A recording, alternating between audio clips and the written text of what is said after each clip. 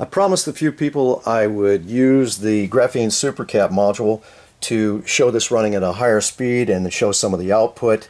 A couple of things I need to clarify that some people are just missing the point on this, so I need to clarify this one more time, be very clear about it. This one single rotor magnet, it's an N52, along with the N42 stator magnets in the spiral here, that's about a 350 degree spiral, is the only thing that makes torque from this machine. That's the only thing. It's not the electromagnet. The only thing the electromagnet does is neutralize the repulsion zone area, which is right in here from the end point of the stator to the beginning of the stator. There's a strong repulsion from the beginning part here, and this just simply neutralizes it. Now, how do you adjust that neutralization?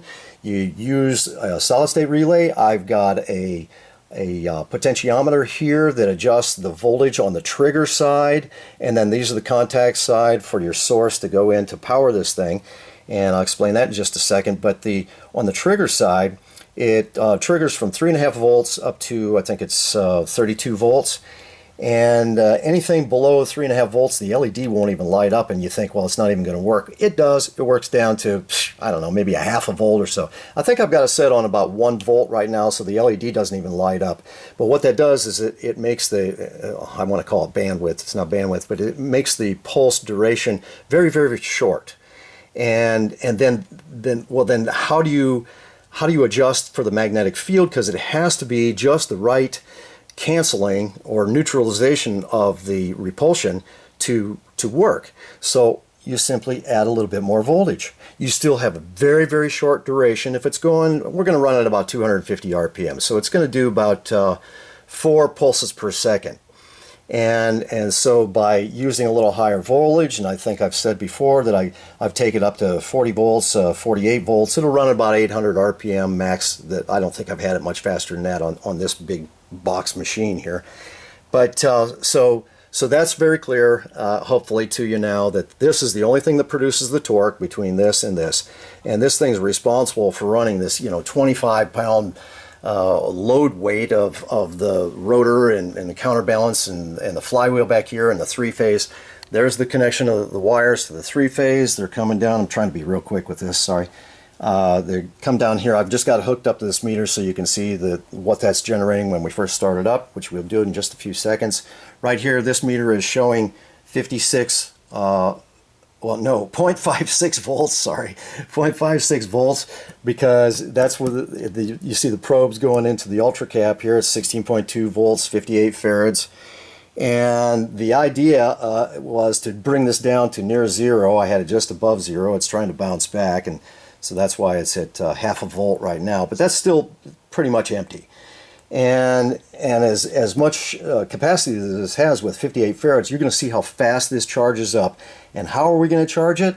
When this electromagnetic field collapses, it produces a back EMF, a nice big spike. That spike comes through some diodes and comes right out here at these connections. And I'm going to connect these 2 wires that come in right into the ultra cap. And then you're going to see how fast this can charge up. So pretty much that's it. Now I've got these LEDs out here, and somebody said to me, well, why are you using these LEDs as a load? Well, I'll tell you why. Darn things are 12 volts at 100 milliamps. How can it be 100 milliamps? Well, it's because it's got a circuit on the back that makes it AC or DC. Plus, it's not dependent on the polarity, so it doesn't, there's no way not to hook this thing up. It'll run with AC, DC, and positive, negative, doesn't care about that. So anyway, 1.2 watts, and so 2 of them in parallel give me 2.4 watts. And what I'm going to do is I'm going to take the output from the 3-phase and connect it to the input that goes right into the super cap here. And this will start off right now. You can see it's at 16.1 volts, but the minute it starts, it likes to drop down to 15.9 or 16.0, and it'll pretty much stay there. But with the output coming out of here, I've got the 3-phase adjusted so that it produces between 17 to 18 volts or 17 to 19 volts, something like that, just to keep it within range, because that thing will do maybe 65 volts. So I've got to adjust it so it doesn't overdo it for this, and all we want to do is just keep this at a steady 15.9 so it'll run for days or weeks or however long.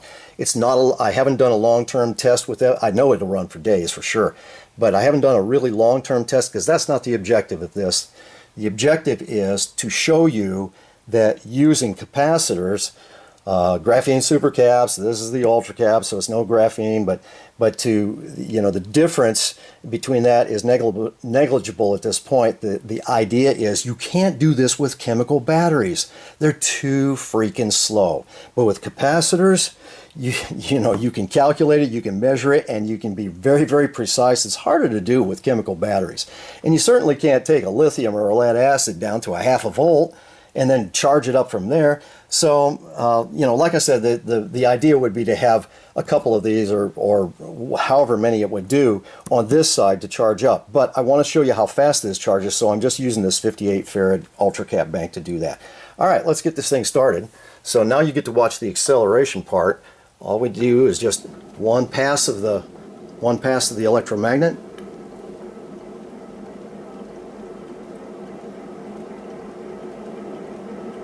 You can see it speeding up. Maybe you can hear it too. Over here, you can see what the three-phase is starting to do. Up to 9.5 volts, 10 volts. And we haven't done anything here yet, so it's still half a volt. Here, 16, see, I said 15.9 or 16.0 volts. And that's what it's going to stay at. But it's going to drop faster than that until I hook up the three-phase if I don't hurry up. But I just wanted you to see this accelerate and see what this is doing. You can see this is coming up now. All right, it's up to 14. Again, it will, I'm going to disconnect it and show you over here.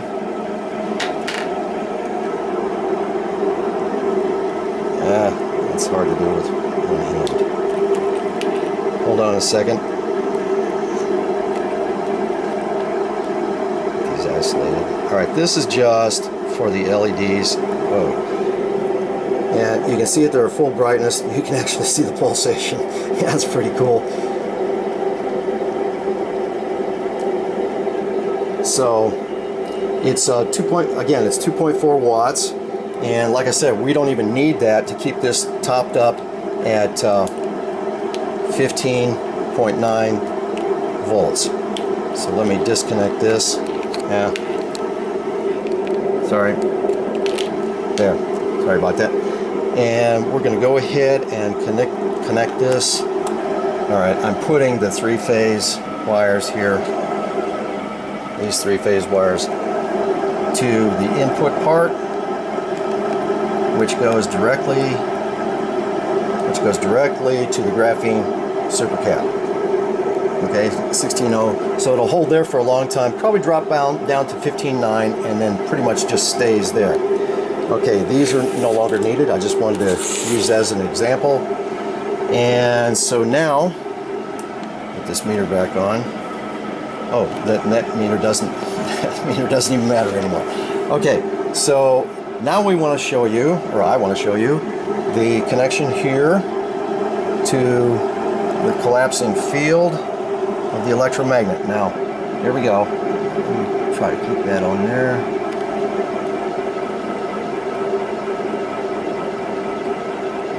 You see how quickly this wants to charge, and it'll go this fast. It'll just come right on up to 16 volts. In fact, it'll probably take it a little beyond that if I don't disconnect it. So you'd need some controls, you know, for that. But it's only using the power that you would be throwing away, or that you'd just be wasting that. And oh, I wanted to show you one other thing. When you connect that, let's see what we're running right now. Okay, so it's 263, 264 RPM. What I wanted to show you is that this runs about 250 RPM, but when you connect this, you remove that resistance of this thing having to pulse back and forth so many times per second that you know, you remove the resistance by putting that back EMF into this. And so what do? You get higher RPM. And with the expansion of the extra voltage here, it makes the field, the the reverse polarity field that cancels out this, that neutralizes this repulsion area here. It makes that field expand into wider, so it's like advancing it to maybe, here instead of up here, maybe to down here. Plus, you can loosen up these bolts here and turn this ring and advance your triggering reed switch here to a point where it can fire down here. So when I run this thing at 600 RPM or 800 RPM, I'm actually having this thing fire about down here because you've got this time and speed factor that you have to, it's just sort of like advancing the timing on an internal combustion engine. It's not like that because this is all magnetic, but I think you get the point. So here we are. Let's take a look at this again. Almost up to 1 volt from a half a volt, but look how fast it's advancing. This is charging, charging, charging. Oops. Get back on there. Oh, well. So I think you're beginning to get the point. The other point that's good, all these points. The other point that's really good is when you pull that, not only does it increase the RPM of this, but when you're pulling that back EMF off of here, it does not do anything to draw more power because, again, you can see that it speeds up. Well, I didn't show you the RPM beforehand, but it was about 250. Now it should be still around 260, 265, or what was it? Oops, get on there. All right, it's 270. So it's about 270 now. So it's even speeding up further.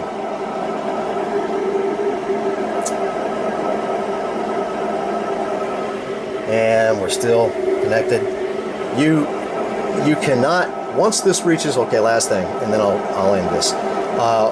Once the RPM reaches about 100 RPM, and we're at 270 now, it does not, the rotor magnet doesn't even sense, it just goes by so fast, it doesn't even sense the attraction to the steel casing or the steel core in the center of the electromagnet here. So why is that? It's because the momentum and inertia that the flywheel is carrying it through, it just, once it gets to that RPM, it's like butter. It's all the same. I mean, it doesn't stop or pulsate at this point or anything like that. Anything higher than that, just the same, and it helps it to increase the RPM. But you just can't do it without that flywheel. So yes, the flywheel is super, super important. All right, I think you pretty much got it. Let's see where we're at. Okay, see, it's trying to drop down to 15.9. Wait, let's look at that again. Oh, okay, I thought it was. It just, the switch maybe. But anyway, and that's where it wants to stay, is usually around 15.9. Okay, enjoy.